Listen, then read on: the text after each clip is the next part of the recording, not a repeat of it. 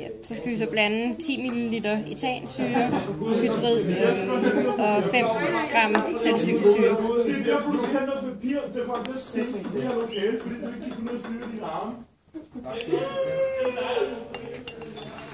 Det er fint ude, det der. Så får vi gruppen hjem. Man kan ikke styre sine arme og vælter. Alt man kommer nu! Og nu tilsætter vi så 2 dråber svovlsyre til blanding 1. Jeg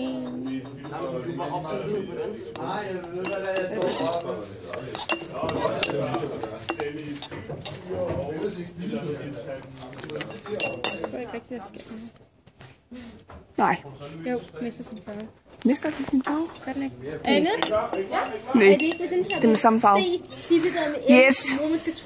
som vi fraskiller i det her. Med vores blanding af etansyre, anhydrid Vi sætter en hel mappe. putter vi ned i vores vandbad på 80 grader, så det kan blive varmet op. Du må selv vælge, hvad for en rækkefølge. Og nu skal vi ind i gruppen med mest hovedpine, så prøv at drikke det. I 10 minutter. Men så Rasmus, nu skal vi filme det til billeder. Det tror jeg. Nu! Vi har varmet vores blanding op til 80 grader, og vil nu hælde det i et isbad, så det kan blive kølet ned. Det bliver sikkert ligesom, da vi havde varmet det op, og så var det, du ved... Rør du rundt?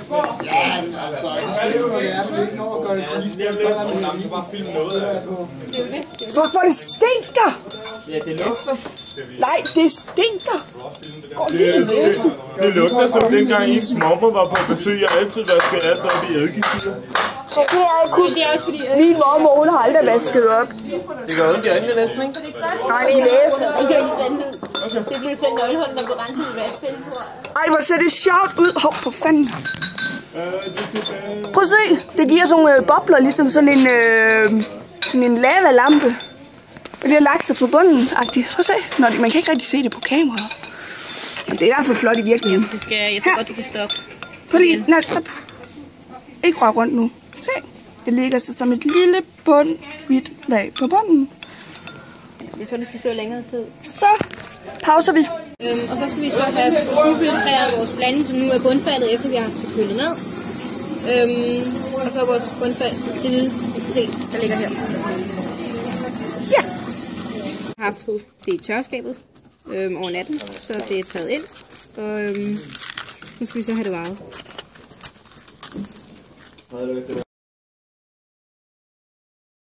Det var optrækket. Vi putter 5 aspirin-tabletter ned, og vi har selvfølgelig varet dem. De vejer 4,3 gram.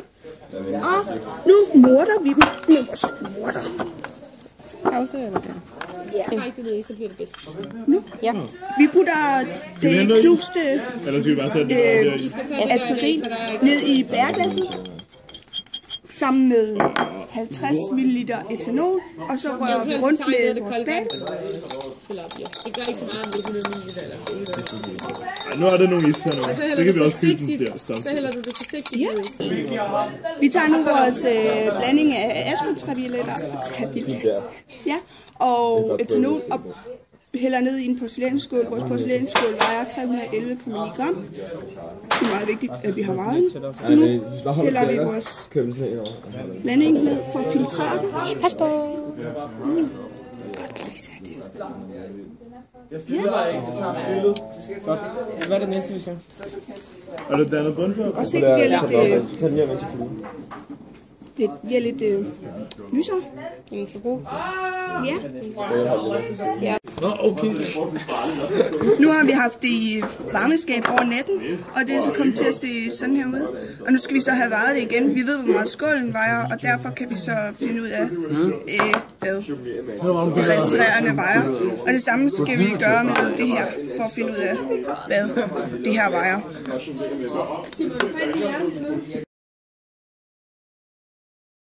Så. Okay.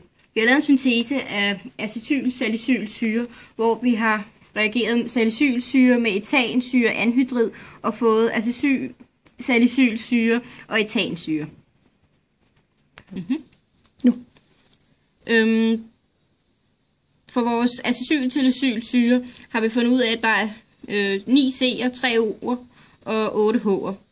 Det har vi så fundet vægten fra, som så er 164,15802. De 4,8 gram har vi fra vægten af vores produkt fra vores syntese af acetylsalicylsyren, som vi så har sat ind i et reaktionsskema sammen med vores vægt i gram per mol af vores acetylsalicylsyre. Der har vi så brugt vores regnetrekant til at finde ud af, hvor mange mol, altså N, vi har, som så er 0,029, ja, der er en kommatal. Det kan vi så sætte over i de to andre her direkte. Vi har brugt 5 gram salicylsyre i vores forsøg. Det vil vi så sætte ind i denne her, så vi så kan udregne vores gram per mol af salicylsyren. I vores forsøg brugte vi så 10 ml etansyre anhydrid, hvor vi så har regnet ud, hvor mange mol per milliliter der var. Nede i det her reaktionsskema har vi så sat vægten fra 1 tablet ind i stedet for 5, og de 5 tabletter har vi vægten fra på grund af vores acetylsalicylsyreindhold i tabletter forsøg, hvor vi så fik vores vægt til at være 1,4, som vi så divideret med 5. Det skal vi så bruge, fordi vi skal regne ud, hvor mange milliliter og hvor mange gram vi skal bruge for at lave en tablet. Vi har så regnet ud molindholdet igen, og så har vi så brugt vægten fra det igen selvfølgelig, og så har vi så brugt det tal, vi fik for mol per milliliter fra reaktionsskemaet heroppe. Og så har vi så regnet ud, at vi skal bruge 0,583 milliliter. Og på samme måde har vi regnet ud, at vi skal bruge 0,293 gram salicylsyre.